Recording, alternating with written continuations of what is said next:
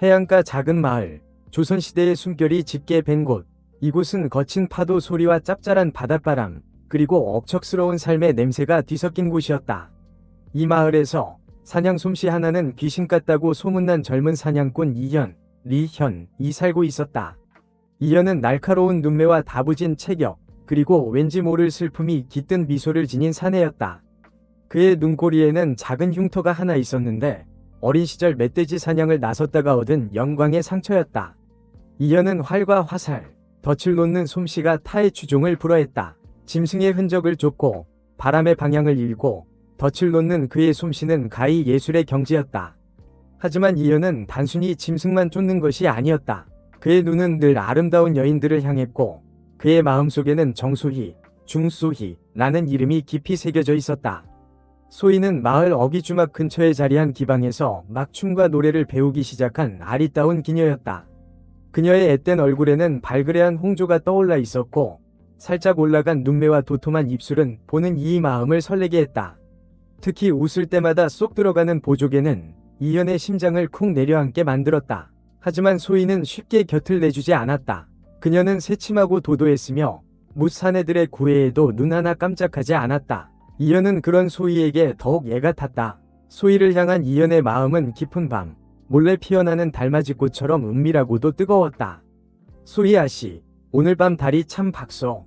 이현은 용기를 내어 소희에게 말을 건넸다. 그는 며칠 전 사냥한 꿩 깃털로 만든 놀이개를 수줍게 내밀었다. 소희는 콧방귀를 뀌며 놀이개를 휙 낚아챘다. 겨우 이런 걸로 내 마음을 얻을 수 있을 것 같소? 쌀쌀맞은 소희의 말에 이현은 풀이 죽었다. 하지만 이현은 포기하지 않았다. 그는 소희의 마음을 얻기 위해 더욱 공을 들였다. 귀한 산삼을 구해다 바치기도 하고 밤마다 기방 창밖에서 몰래 소희의 춤 연습을 지켜보기도 했다. 그러던 어느 날 이현은 마을 숲에서 뜻밖의 인물과 마주쳤다. 바로 박서연, 파크서연이었다. 서연은 이 마을 현감인 박진우, 파크진우의 형수였다. 남편을 일찍 여윈 그녀는 시동생인 박진우의 집에 얹혀 살고 있었다. 서연은 풍만한 몸매와 짙은 눈썹, 그리고 묘한 분위기를 풍기는 여인이었다. 특히 입술 옆에 자리한 붉은 점은 그녀의 매력을 한층 더 돋보이게 했다. 그날따라 서연은 몹시 슬퍼 보였다. 이현은 조심스럽게 다가가 말을 걸었다. 마님, 무슨 근심이라도 있으십니까? 서연은 흠칫 놀라 이현을 쳐다보았다. 그녀의 눈에는 금방이라도 쏟아질 듯 눈물이 가득 고여 있었다. 소인은, 서연은 말을 잇지 못하고 고개를 떨구었다. 이현은 그런 서연을 안쓰럽게 바라보았다. 그는 서연의 슬픔을 달래주고 싶었다. 괜찮으시다면 제게 말씀해 주십시오. 제가 도울 수 있는 일이라면 무엇이든 돕겠습니다. 이현의 따뜻한 말에 서연은 참았던 눈물을 터뜨렸다. 그녀는 이현에게 자신의 기구한 처지를 털어놓았다. 남편을 잃고 시동생 집에 얹혀 살면서 겪는 서름, 그리고 잊을 수 없는 외로움. 이현은 서연의 이야기를 묵묵히 들어주었다. 그는 서연의 아픔에 깊이 공감했다.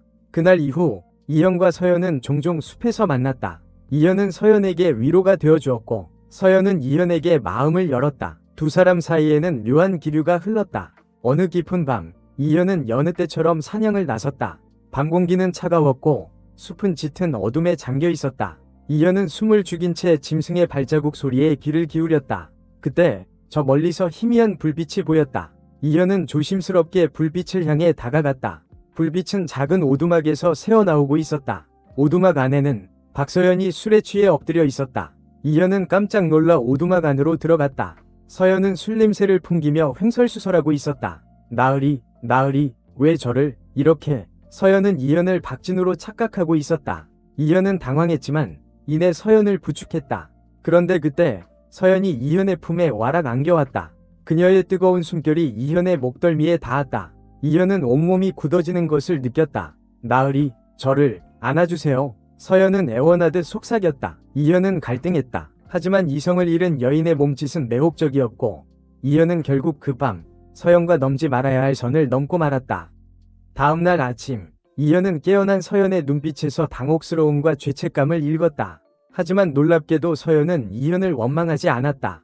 오히려 그녀의 눈빛에는 묘한 기대감마저 서려 있었다. 이현은 혼란스러웠다. 소희를 향한 마음은 여전했지만 서연과의 하룻밤은 그의 마음을 흔들어 놓았다. 어젯밤 일은 실수였습니다. 마님. 이현은 어렵게 입을 열었다. 서연은 고개를 저었다. 실수가 아니었어요. 적어도 제겐. 서연의 말에 이현은 더욱 마음이 복잡해졌다. 그는 서둘러 오두막을 나섰다. 숲길을 걷는 이현의 머릿속은 온통 어젯밤 일로 가득했다. 그는 자신이 무슨 짓을 저지른 건지, 앞으로 어떻게 해야 할지 알 수 없었다. 그때 이현의 눈에 익숙한 인물이 들어왔다. 최무진, 초이무진. 마을의 유일한 의원이자 이현의 오랜 친구였다. 무진은 이현을 보자마자 걱정스러운 표정을 지었다. 무슨 일 있나? 안색이 좋지 않아. 이현은 망설이다가 무진에게 모든 것을 털어놓았다. 소희에 대한 마음, 서영과의 하룻밤, 그리고 혼란스러운 감정까지. 무진은 이현의 이야기를 묵묵히 들어주었다. 그리고 조용히 입을 열었다. 자네, 혹시 박현감 나으리께서 소희 아씨를 마음에 두고 있다는 사실을 알고 있나? 이현은 깜짝 놀랐다. 전혀 예상하지 못한 이야기였다. 그게 무슨 말씀이십니까? 무진은 이현에게 박진우가 소희를 첩으로 들이고 싶어 한다는 사실을 알려주었다. 하지만 체면 때문에 차마 직접 나서지 못하고 몰래 사람을 시켜 소희의 위중을 떠보고 있다는 것이었다. 박현감 나으리께서는 워낙 체면을 중시하는 분이라 소희 아씨를 섣불리 건드릴 수도 없지. 그렇다고 포기할 생각도 없어 보여. 자네가 잘만 이용하면 소희 아씨도 없고 박서방님과의 관계도 정리할 수 있을 걸세. 무진의 말에 이현의 눈빛이 번뜩였다. 그는 무진에게 도움을 청했다. 무진은 흔쾌히 고개를 끄덕였다. 두 사람은 머리를 맞대고 은밀한 계획을 세우기 시작했다. 며칠 후 이현은 박진우를 찾아갔다. 이현은 박진우에게 자신이 소희의 마음을 얻을 수 있는 비책이 있다고 말했다. 나으리, 소희 아씨는 보통 여인이 아닙니다. 웬만한 선물이나 말로는 꿈쩍도 하지 않을 겁니다. 그럼 어쩌란 말인가? 박진우는 답답하다는 듯 물었다. 이현은 의미심장한 미소를 지으며 말했다. 소희 아씨는 영웅을 좋아합니다. 강인하고 용감한 남자에게 마음을 빼앗기는 법이지요. 영웅이라. 박진우는 턱을 쓰다듬으며 생각에 잠겼다. 이현은 이때다 싶어 말을 이었다. 나으리, 제가 묘책을 하나 생각해냈습니다. 오늘 밤 마을에 큰 잔치를 열고 소희 아씨를 초대하십시오. 그리고 이현은 박진우에게 자신의 계획을 자세히 설명했다. 박진우는 이현의 계획을 듣고 처음에는 망설였지만 곧 흥미를 보였다. 과연 자네 말대로만 된다면 소희를 내 품에 안을 수 있겠군. 그날 밤 박진우의 집에서는 성대한 잔치가 벌어졌다. 마을 사람들은 물론 소희도 초대받았다. 이현은 잔치에 참석하지 않고 몰래 숨어서 상황을 지켜보았다. 잔치가 무르익을 무렵 갑자기 숲에서 요란한 소리가 들려왔다. 그리고 잠시 후 멧돼지 한 마리가 잔치 마당으로 튀어나왔다. 멧돼지는 날뛰며 사람들을 위협했다. 사람들은 비명을 지르며 흩어졌다. 그때 박진우가 용감하게 멧돼지 앞으로 나섰다. 그는 칼을 빼들고 멧돼지와 맞섰다. 하지만 박진우는 멧돼지의 상대가 되지 못했다. 그는 멧돼지의 공격에 속수무책으로 당하고 있었다. 바로 그때 이현이 나타났다.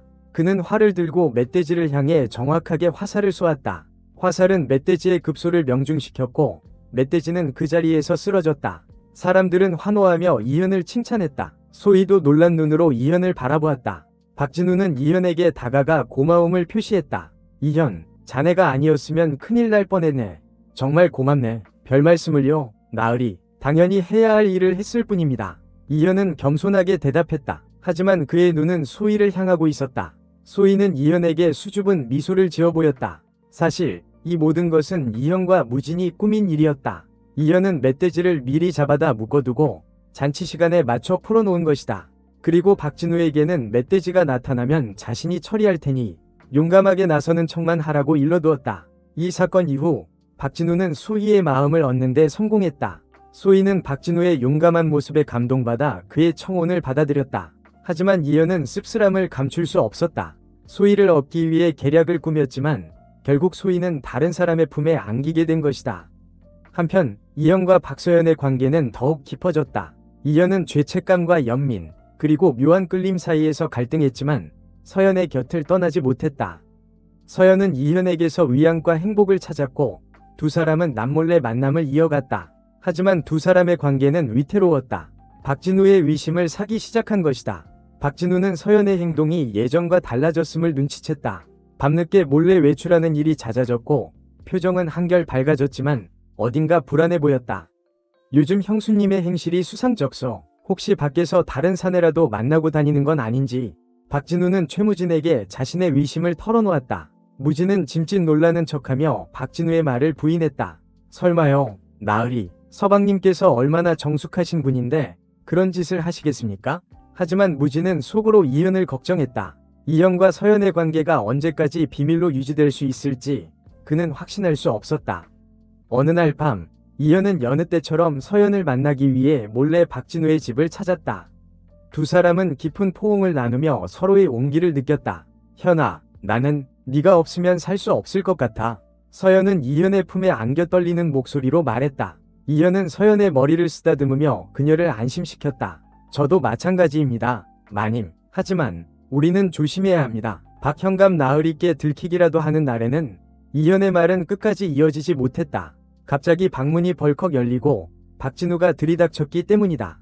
박진우의 손에는 날카로운 칼이 들려 있었다. 이런 쥐새끼 같은 놈, 내 이럴 줄 알았다. 박진우는 분노에 찬 눈빛으로 이현을 노려보았다. 이현은 재빨리 서연을 감싸 안으며 박진우를 막아섰다. 나으리, 진정하십시오. 제발 제 말을 들어주십시오. 하지만 박진우는 이현의 말을 듣지 않았다. 그는 칼을 휘두르며 이현에게 달려들었다. 이현은 필사적으로 박진우의 칼을 피했지만 결국 팔에 깊은 상처를 입고 말았다. 이현은 고통스러운 신음을 내뱉으며 쓰러졌다. 서연은 비명을 지르며 이현에게 달려갔다. 현아, 정신 차려. 제발. 서연은 이현의 상처를 지혈하며 울부짖었다. 박진우는 칼을 든 채 멍하니 서 있었다. 그는 자신이 무슨 짓을 저질렀는지 깨닫고 공포에 질렸다. 바로 그때 최무진이 나타났다. 그는 이현의 상처를 보자마자 급히 치료를 시작했다.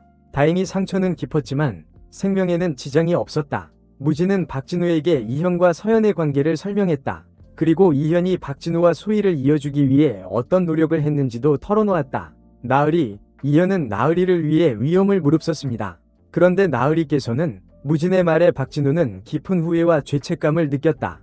그는 이현에게 용서를 빌었다. 이현, 내가 잘못했다. 자네의 진심을 몰라보고 정말 미안하네. 이현은 힘겹게 고개를 끄덕였다. 그는 박진우를 원망하지 않았다. 그날 밤, 이현은 무진의 도움을 받아 박진우의 집을 떠났다. 그는 서연에게 작별 인사를 하고 조용히 마을을 떠났다. 떠나기 전 이현은 늦은 밤 몰래 박진우의 집을 찾았다. 박진우는 자고 있었고 그의 곁에는 뜻밖에도 박서연이 함께였다. 두 사람은 깊은 잠에 빠져 있었고 서로의 손을 꼭 잡고 있었다. 이현은 쓴웃음을 지으며 발길을 돌렸다. 그는 비로소 모든 것을 이해했다. 자신이 진정으로 원했던 것은 소희가 아니라 사랑하는 사람들의 행복이었다는 것을. 이현은 숲속 오두막으로 돌아가 소희에게 주려고 했던 검 깃털 놀이개를 꺼내보았다. 달빛 아래 놀이개는 아름답게 빛났다. 하지만 이미 주인 없는 놀이개가 되어버렸다. 이현은 놀이개를 자신의 가슴에 품었다. 다음날 아침, 이현은 마을을 떠났다. 그는 숲속 깊은 곳으로 들어가 새로운 삶을 시작했다. 그 후로 이현의 소식을 아는 사람은 아무도 없었다. 다만 마을 사람들은 가끔씩 숲속에서 들려오는 아름다운 피리 소리를 들으며 그를 기억했다. 시간이 흘러 박진우와 박서연은 다시금 부부의 정을 회복했다. 박진우는 지난날의 잘못을 뉘우치고 서연에게 진심으로 대했다. 두 사람 사이에는 아이도 생겼다. 소희는 박진우의 첩이 되지 않고 마을의 젊은 어부와 혼인하여 행복하게 살았다. 그녀는 가끔씩 숲속에서 들려오는 피리 소리를 들으며 이현을 떠올렸다. 그리고 그의 안녕을 빌었다. 깊은 산속, 이현은 작은 오두막을 짓고 홀로 살았다. 그는 더 이상 사냥을 하지 않았다. 대신 나무를 깎아 피리를 만들고 그 피리로 아름다운 음악을 연주했다. 그의 피리 소리는 슬픔과 기쁨, 그리움과 희망을 담고 있었다. 어느 날, 이현은 숲속에서 길을 잃은 아이를 만났다. 아이는 겁에 질린 채 울고 있었다. 이현은 아이를 오두막으로 데려와 따뜻한 물에 몸을 씻기고 밥을 먹였다. 얘야, 이름이 뭐니? 이현은 부드러운 목소리로 물었다. 아이는 잠시 망설이다가 대답했다. 연이라고 합니다. 아이는 5살 정도 되어 보이는 여자아이였다. 똘망똘망한 눈망울과 해맑은 미소가 이현의 마음을 따뜻하게 만들었다. 이현은 아이에게 옷을 갈아입히고 피리를 불어주었다. 아이는 이현의 피리 소리에 귀를 기울이며 잠이 들었다. 다음날 이현은 아이를 마을로 데려다주기 위해 길을 나섰다. 하지만 아이는 이현의 곁을 떠나려 하지 않았다. 아저씨, 저랑 같이 살면 안 돼요? 아이는 이현의 옷자락을 잡고 애원했다. 이현은 잠시 망설였다. 그는 혼자 사는 삶에 익숙해져 있었고 아이를 키울 자신도 없었다. 하지만 아이의 간절한 눈빛을 외면할 수 없었다. 그래, 그러자. 우리 같이 살자. 이현은 아이를 품에 안고 따뜻하게 말했다. 아이는 이현의 품에 안겨 활짝 웃었다. 그날 이후 이현은 아이와 함께 살았다. 그는 아이에게 글과 그림, 그리고 피리 부는 법을 가르쳤다. 아이는 씩씩하고 밝게 자랐다. 이현은 아이를 통해 새로운 삶의 의미를 찾았다. 시간이 흘러 아이는 아름다운 처녀로 성장했다. 이현은 그런 아이를 바라보며 뿌듯함을 느꼈다. 하지만 그는 한편으로 불안감을 감출 수 없었다. 언젠가는 아이가 자신의 곁을 떠날 것이라는 생각 때문이었다. 어느 날 이현은 아이에게 자신의 과거를 털어놓았다. 그는 자신이 누구이며 왜 숲속에서 혼자 살게 되었는지, 그리고 아이를 만나기 전까지 어떤 삶을 살았는지. 아이는 이현의 이야기를 묵묵히 들어주었다. 그리고 조용히 입을 열었다. 아저씨, 저는 아저씨의 과거가 어떠했든 상관없어요. 저에게는 아저씨가 세상에서 가장 소중한 분이에요. 아이의 말에 이현은 뜨거운 눈물을 흘렸다. 그는 비로소 자신의 과거를 딛고 새로운 삶을 시작할 수 있겠다는 희망을 품게 되었다. 몇 년 후 아이는 마을의 젊은 의원과 혼인하여 행복하게 살았다. 이현은 숲속 오두막에 남아 여전히 피리를 불며 살았다. 그의 피리 소리는 예전보다 더 깊고 아름다워졌다. 어느 늦은 밤 이현은 조용히 눈을 감았다. 그의 얼굴에는 평화로운 미소가 번져 있었다. 그의 손에는 그가 평생 동안 소중하게 간직해온 꿩 깃털 놀이개가 들려 있었다. 이현은 비록 소위와 맺어지지는 못했지만 진정한 사랑과 행복을 찾은 삶이었다. 그의 삶은 한편이 아름다운 이야기처럼 그렇게 끝을 맺었다. 산속 깊은 곳에서 울려 퍼지던 한 남자의 피리 소리는 더 이상 들을 수 없었지만 그가 남긴 사랑과 헌신은 영원히 사람들의 기억 속에 남아있을 것이다. 특히 한때 그의 품에 안겨 잠들었던 작은 소녀는 그를 영원히 잊지 못할 것이다. 밤하늘에는 수많은 별들이 반짝였다. 마치 이현의 삶처럼 어둠 속에서도 빛나는 아름다운 별들이었다. 바람결에 실려오는 은은한 꽃향기는 그의 영혼이 자유롭게 하늘을 나는 듯했다. 그리고 그가 남긴 피리 소리는 여전히 숲속에 남아 바람을 타고 세상 곳곳으로 퍼져나갔다. 그 소리는 슬픔과 기쁨, 그리움과 희망, 그리고 사랑과 용서를 담고 있었다. 이현의 피리 소리는 영원히 멈추지 않을 것이다. 시간이 흘러 박진우와 박서연은 늦둥이 아들을 낳았다. 아이의 이름은 파크현이라고 지었다. 박현은 총명하고 건강하게 자랐다. 박진우는 지난날의 과오를 반성하고 현명하고 백성을 위하는 현감으로 거듭났다. 그는 더 이상 체면이나 욕심에 얽매이지 않고 진정으로 백성을 위한 정치를 펼쳤다. 박서연 또한 행복한 나날을 보냈다. 남편의 사랑과 아들의 재롱에 그녀의 얼굴에는 웃음꽃이 떠나지 않았다. 그녀는 가끔씩 숲속에서 들려오는 피리 소리를 들으며 이현을 떠올렸다. 그리고 그의 행복을 빌었다. 정소희는 어부와 혼인하여 딸 하나, 아들 하나를 낳고 알콩달콩 살았다. 그녀는 더 이상 기방에서 춤을 추지 않았지만 여전히 아름다운 자태를 유지했다. 그녀는 가끔씩 남편과 아이들과 함께 바닷가에 나가 뱃사람들이 부르는 노래를 들으며 행복한 미소를 지었다. 최무진은 여전히 마을 사람들의 건강을 돌보며 존경받는 의원으로 살았다. 그는 가끔씩 이현이 떠난 숲을 바라보며 그의 안부를 궁금해했다. 하지만 그는 이현이 어디에 있든 행복하게 살고 있을 것이라고 믿었다. 세월은 손살같이 흘러 어느덧 10여 년이라는 시간이 흘렀다. 박진우는 늙고 병들어 자리에 눕게 되었다. 그는 죽음을 앞두고 박서연과 아들 박현을 불렀다. 내가 죽거든 숲속 오두막에 가보시오. 박진우는 힘겹게 말을 이었다. 그곳에 가면 내가 왜 이런 말을 하는지 알게 될 것이오. 박진우는 말을 마치고 조용히 눈을 감았다. 박서연과 박현은 슬픔에 잠겨 박진우의 마지막 길을 배웅했다. 장례를 치른 후 박서연은 박현과 함께 숲속 오두막을 찾아 나섰다. 두 사람은 험한 산길을 헤치고 깊은 숲속으로 들어갔다. 마침내 그들은 낡은 오두막 한 채를 발견했다. 오두막 안은 깨끗하게 정돈되어 있었다. 하지만 사람의 흔적은 느껴지지 않았다. 박서연은 오두막 구석에 놓인 작은 상자를 발견했다. 상자 안에는 낡은 피리 하나와 꿩 깃털 놀이개, 그리고 빛바랜 편지 한 통이 들어있었다. 편지는 이현이 박진우에게 쓴 것이었다. 이현은 편지에서 자신의 모든 과거와 진실을 밝혔다. 그는 박진우와 박서연의 행복을 위해 자신이 희생했으며 두 사람의 앞날을 축복한다는 내용을 담담하게 적었다. 편지를 읽은 박서연은 뜨거운 눈물을 흘렸다. 그녀는 이현의 깊은 사랑과 헌신에 감동했다. 박현 또한 이현의 이야기에 깊은 감명을 받았다. 어머니, 이현 아저씨는 정말 훌륭한 분이셨군요. 박현은 존경스러운 눈빛으로 말했다. 박서연은 고개를 끄덕였다. 그래, 현아. 그는 진정한 사랑이 무엇인지 보여준 사람이었어. 박서연과 박현은 오두막을 깨끗하게 청소하고 이현의 피리와 놀이개를 소중하게 간직했다. 그리고 마을로 돌아와 이현의 이야기를 사람들에게 전했다. 이현의 이야기는 마을 사람들에게 큰 감동을 주었다. 사람들은 이현의 숭고한 사랑과 희생정신을 기리며 그를 영원히 기억했다. 그 후로 마을 사람들은 매년 봄이 되면 숲속 오두막에 모여 이현을 추모하는 작은 제사를 지냈다. 제사상에는 이현이 좋아했던 꿩고기와 맑은 술, 그리고 아름다운 꽃들이 놓였다. 그리고 마을 사람들은 이현이 남긴 피리 소리를 들으며 그의 영혼을 위로했다. 밤하늘에는 여전히 수많은 별들이 반짝이고 있었다. 그리고 숲속에서는 마치 이현이 살아 돌아온 듯 아름다운 피리 소리가 은은하게 울려 퍼지고 있었다. 그 소리는 영원히 멈추지 않을 것처럼 바람은 부드럽게 나뭇잎을 흔들었고 이름 모를 새들은 맑은 목소리로 노래했다. 마치 이현의 영혼이 그곳에 머물며 사람들의 행복을 빌어주는 듯했다. 시간은 멈추지 않고 흘렀다. 박현은 장성하여 아버지의 뒤를 이어 현감이 되었다. 그는 아버지 박진우보다 더 훌륭한 정치를 펼쳤다.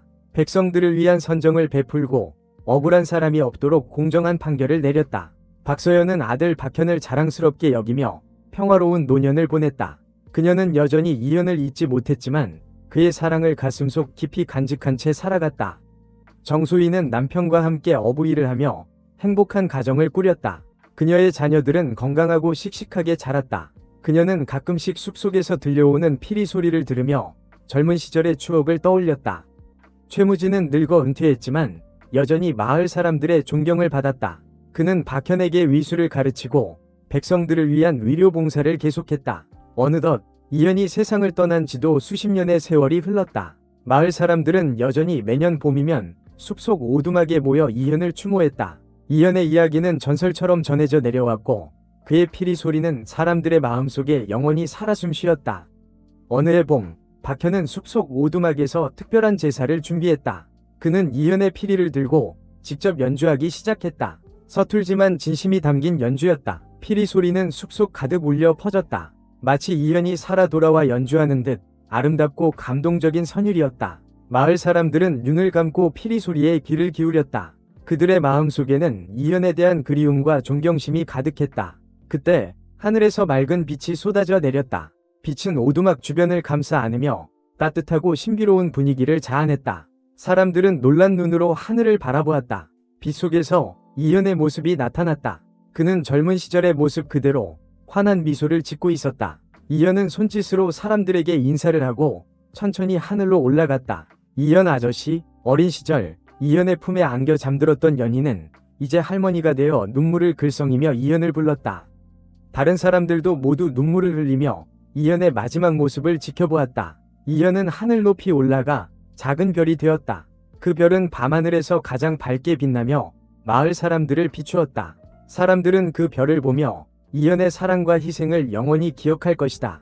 그리고 숲속에서는 여전히 아름다운 피리 소리가 울려 퍼지고 있었다. 그 소리는 이현의 영혼이 살아 숨쉬며 세상 모든 이들의 행복을 빌어주는 듯했다. 밤하늘의 별들은 반짝이고 바람은 부드럽게 속삭였다. 숲은 평화롭고 아름다웠다. 그리고 이현의 이야기는 영원히 끝나지 않을 것이다.